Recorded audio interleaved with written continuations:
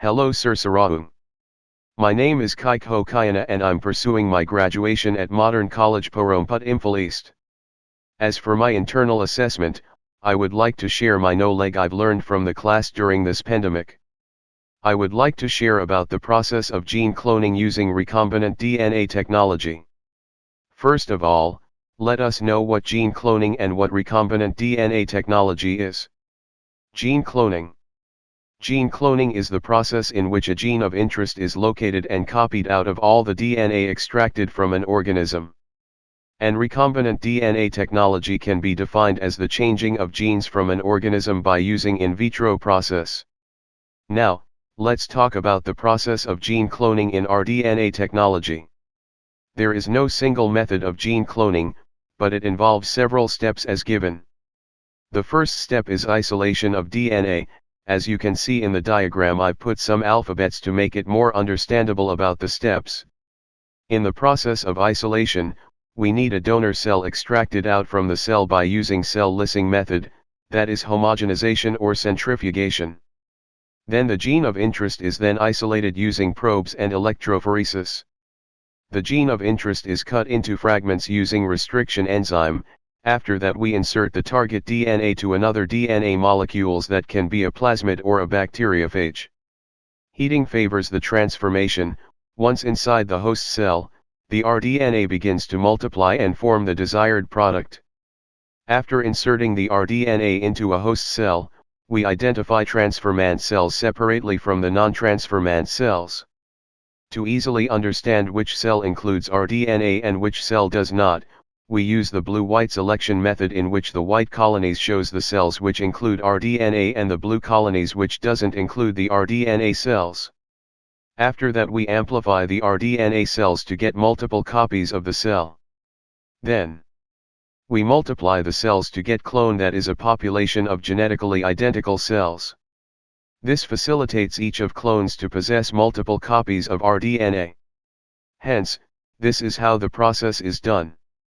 Now let's talk about some examples of this of genetically modified organisms in plants, which is also known as GMO plants. Golden rice. They are rice modified with daffodil genes to have more beta-carotene, which the body converts into vitamin A. Flavor Savor tomatoes. These tomatoes are modified by the removal of genes for the softening of fruit, meaning, the tomatoes spoil more slowly.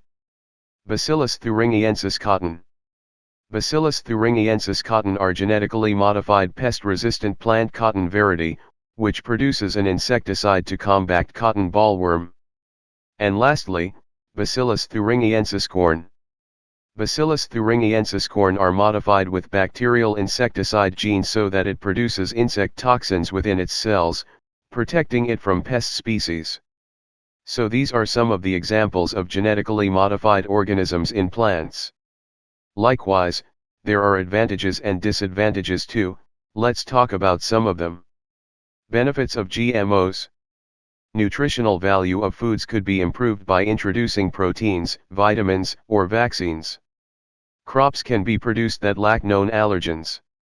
Crops can grow in arid conditions for better yield by introducing drought-resistant genes. GM crops can produce herbicides to kill pests. Improvement of food supply and improvement of agriculture in poor countries. GM crops can be engineered for improvement of yields. GM crops may have longer shelf lives. Reduction of economic costs and carbon footprint, less need for land clearing and pesticide usage. Risks of GMOs. New traits could cause adverse health reaction, for example new proteins may cause allergic responses. Removal of traits could have unknown effects. Crops may limit biodiversity of local environment. Crops pollination could lead to superweeds. Patents restrict farmers from accessing GM seeds. Foods with GM components may not be labeled. Different governments may have conflicting regulatory standards concerning safe usage. With these, I would like to conclude my presentation. And I wish all the best to my friends and colleagues too. Thank you.